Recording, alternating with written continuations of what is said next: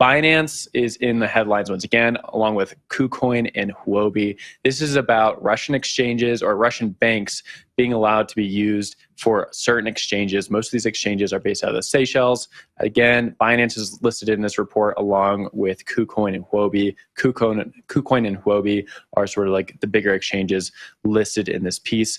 According to this new report from Bloomberg, they're basically stating that Russian banks are still being able to use and process on these different crypto exchanges, even though the US and other Western countries have sanctioned these banks. This basically tells you that in crypto, sometimes you can kind of get around the rules. You might be able to process your trades or withdraw your money on exchanges that are global just because they sit on the internet outside the jurisdiction of the US and other countries. So of course, it's going to bring down more ire on the crypto industry, which has already gotten a lot of it from regulators in the US over the last year. A lot of people are not happy with the fact that, hey, money is global and there's a lot of neutral blockchains out there that can process trades and exchanges from countries that other countries don't like. The story just adds more fuel to the fire. Jen, I want to throw the story up to you to get your take on it.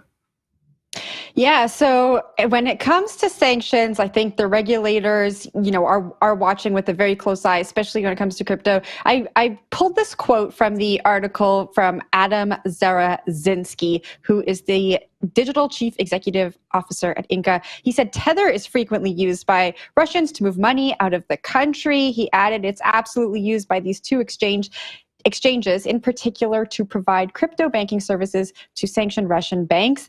I worry about statements like this about stable coins because of what just happened with BUSD.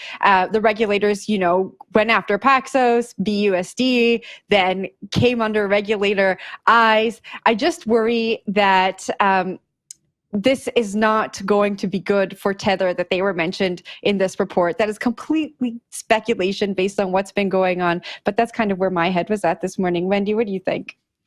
I think that we're in a very interesting time. Bitcoin and cryptocurrency was created so that anybody can transact. Unfortunately, we do have a lot of bad actors in the industry, but I feel like it's very sad to just sit here and say, not anybody on the show, but in general, just go ahead and sanction particular countries, and the people that are there's probably innocents that are there that just want to transact, trade, et cetera, and they're having to feel the blowback just because they happen to be born somewhere. So my mind always goes to that place. I have a big heart, and I want people to be able to have access to money, and that's part of the reason why I'm in crypto and why I'm in Bitcoin. And unfortunately, we're just going to keep hearing stories like this that come out in mainstream media, especially big outlets like Bloomberg, to kind of FUD what's happening in crypto and kind of take away that people should have the right to transact. And we're trying to operate in a true decentralized economy.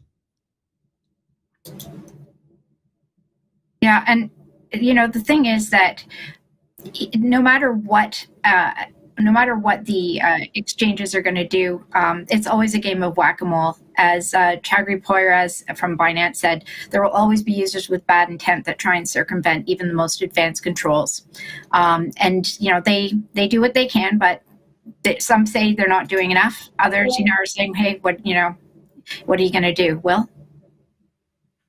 Yeah, last bit from here. KuCoin did distance themselves from its report. We're still waiting to hear from Huobi on everything regarding their involvement with this. Definitely something to keep an eye on because a lot of people are not happy with the situation.